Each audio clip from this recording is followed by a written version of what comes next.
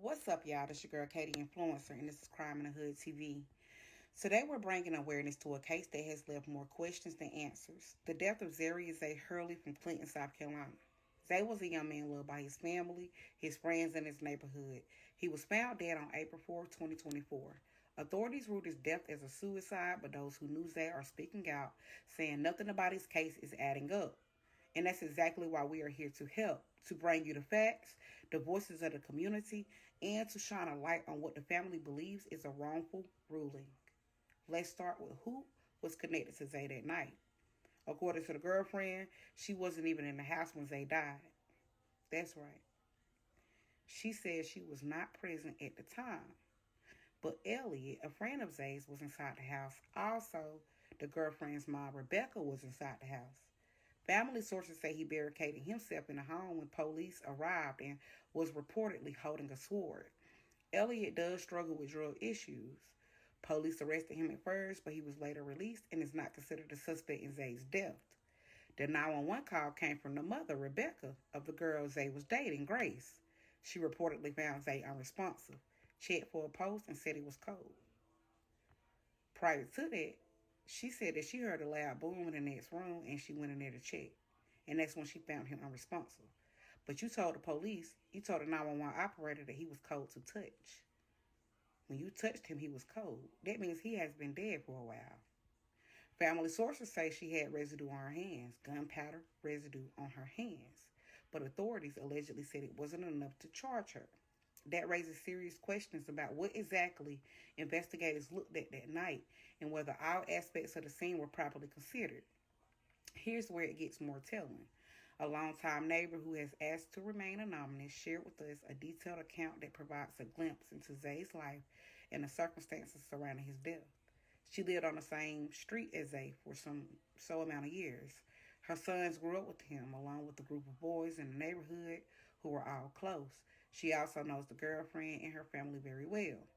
The neighbor said, as quoted, "I would like to tell you because I'm not sure if you are aware, but Rebecca, which is the mother, committed vehicle and homicide in Greenwood and got away scot-free. She killed someone on a bike.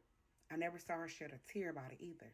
My daughter and I cried over it, and she wasn't even bothered by the fact she left someone dead." She continued saying, "I don't know what happened in that house that day, but all I know is Zay didn't kill himself, and I don't give a damn who it was. I want justice for Zay. I've absolutely never seen Zay be violent or even raise his voice, and I don't believe that for a second that he was hitting her. There is a lot of damage and toxicity in the family, and my family has separated ourselves from them after moving to a different state in 2019. My son was devastated to lose Zay, and I just FaceTimed him to break the news of who we think did it." She added, "This isn't the first homicide that Clinton Public Safety has ruled a suicide. I know Zay didn't kill himself, so someone murdered him. Don't use my name as the one who told you, please, but I wanted to make sure y'all were aware. If we can do anything at all, please let me know. I signed your petition, I donated and shared. I prayed every day for Zay's family. My friend from Clinton sent me your video, and I honestly had no idea what happened, but my kids and I definitely had our suspicions. Confined prayers of peace and justice." That neighbor's testimony alone raises red flags. Someone who has known Zay and the family for years, who saw him grow up and watched the neighborhood dynamic, saying that Zay was not violent, that he did not take his own life, and that there is toxic behavior in the household around him. That's very powerful. That's very powerful. That's a lot of information that she gave in just a little second. Now let's talk about the coroner. The coroner reportedly told the family there was blood spatter patterns on the wall, which was presented as evidence that the scene looked like a suicide. But when Zay's family members went to the house themselves, they say there was no blood splatter on the walls at all, just the spot where Zay's body was found. No cast off, no high velocity spatter, nothing consistent with what the coroner had described.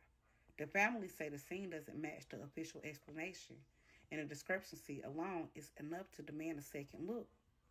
And it doesn't stop there. The girlfriends initially told police she didn't even know Elliot. She didn't know who he was. the friend who was in the house when Zay died. But family sources say she later visited Elliott after he was released from jail and brought to a recovery facility in Greenville, South Carolina. She went and visited him. That's a contradiction that begs the question. If she didn't know him, then why was she visiting him later? Who else knew who was there that night? What conversations happened after the fact?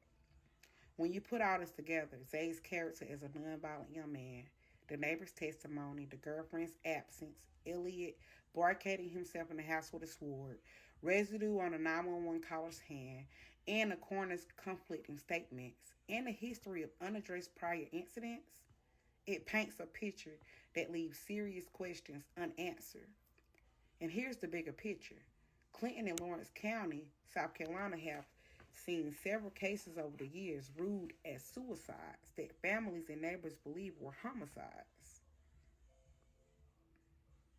One case that comes to mind is a young man named Caden Moses, who was only 14 years old.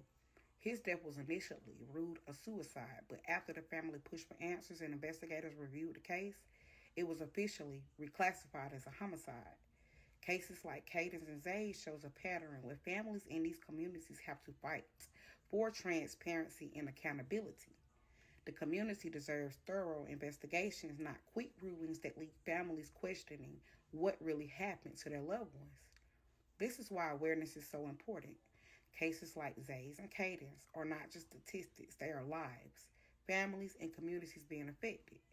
Crime in the Hood TV is here to make sure that people know that questions are answered and that voices of those affected are heard, especially in places like Clinton and Lawrence County, where families have been fighting for answers for years, where the community needs to know the truth behind these rulings.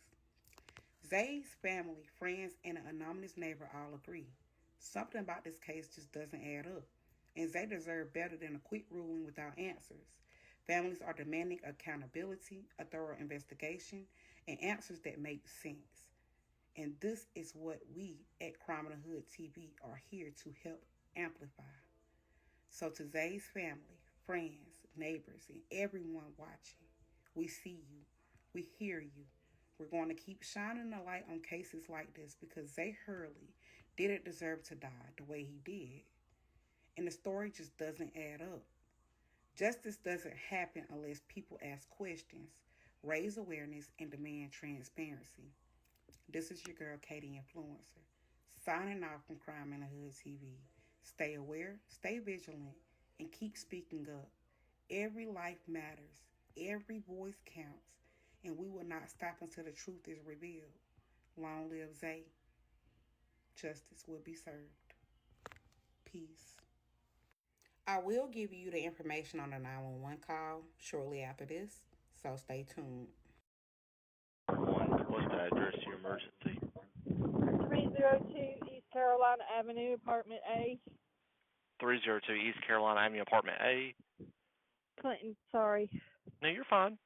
And what's the phone number you're calling from?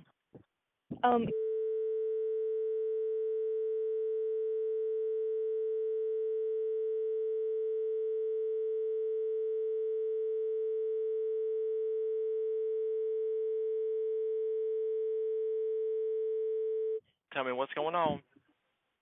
I just saw my daughter's boyfriend dead. Okay.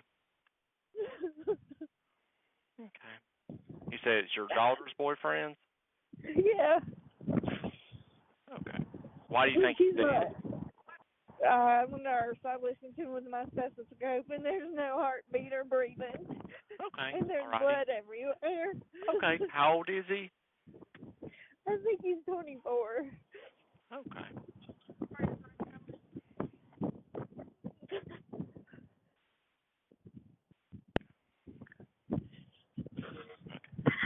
And I'm sorry, please tell me why he looks like he's dead.